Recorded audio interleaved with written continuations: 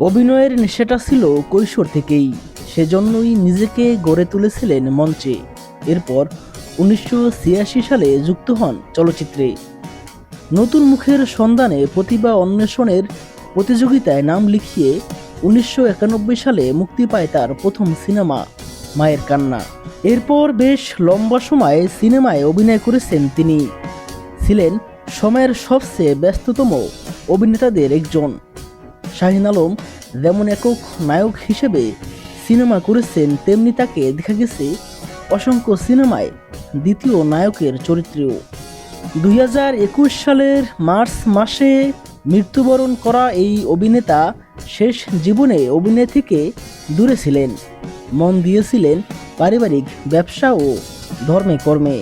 কেন অভিনয়ের রঙিন দুনিয়া ছেড়ে দিয়েছিলেন শাহীন আলম, সেই কৌতূহল অনেকেরই মনে।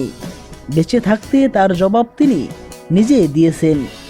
একটি ইউটিউব চ্যানেলে সাক্ষাৎকার দিতে গিয়ে শাহীন আলম জানান, শাহীন আলমের রূপালী পর্দা ত্যাগ করার পিছনে একটি ঘটনা জড়িয়ে আছে। সেটি হলো তার প্রাণপ্রিয় মেয়ের আত্মহত্যা। এসএসসিতে ভালো ফল করতে না পারায় অভিমানে শাহীন আলমের একমাত্র মেয়ে আত্মহত্যা করেছিল। বাবা হিসেবে সেই ঘটনা মন থেকে মুছতে পারেননি তিনি কোনোদিন। মেয়েকে হারানোর পরই বদলে যেতে থাকেন তিনি। নামাজ আদায়ে মনোযোগী হন। আমূল পরিবর্তন ঘটে তার জীবন যাপনে।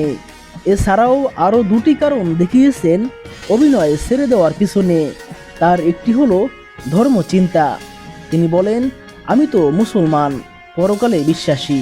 আমাকে একদিন না একদিন ওই সর্বশক্তিমানের কাছে ফিরতেই হবে। তখন কি জবাব দেব? একটা মানুষ কতদিন বাঁচে? ধরুন খুব বেশি হলে ১০০ বছর বাঁচব। এরপর তো আল্লাহর কাছে জবাবদিহি করতে হবে। তাই আমি বলবো, আগে পরকালের হিসাবের খাতাটা ঠিক রাখতে হবে। তাই তো সিনেমা থেকে সরে এসেছি। আরেকটি কারণ হিসেবে তিনি বলেন, ঢাকাই ছবিতে অশ্লীলতা তখন মহামারী আকার ধারণ করেছে। সিনেমা জগৎ চলে গেছে প্রযোজকদের হাতে।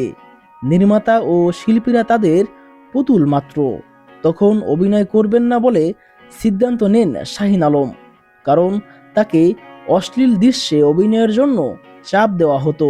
রাজি না হলে পরে সেগুলোতে কাটপিস জুড়ে দেওয়া হতো। এমন পরিস্থিতিতে পরিবার ও বন্ধু মহলে সমালোচনার শিকার হতেন তিনি। একদিন তার বড় ভাই হজ পালন করে এসে অনুরোধ করলেন যেন সিনেমা জগৎ ছেড়ে দেন শাহীন আলম। ভাইয়ের অনুরোধে তিনিও উপলব্ধি করলেন। পরে সিনেমা থেকে নিজেকে গুটিয়ে পারিবারিক ব্যবসা প্রতিষ্ঠানে মন দিলেন।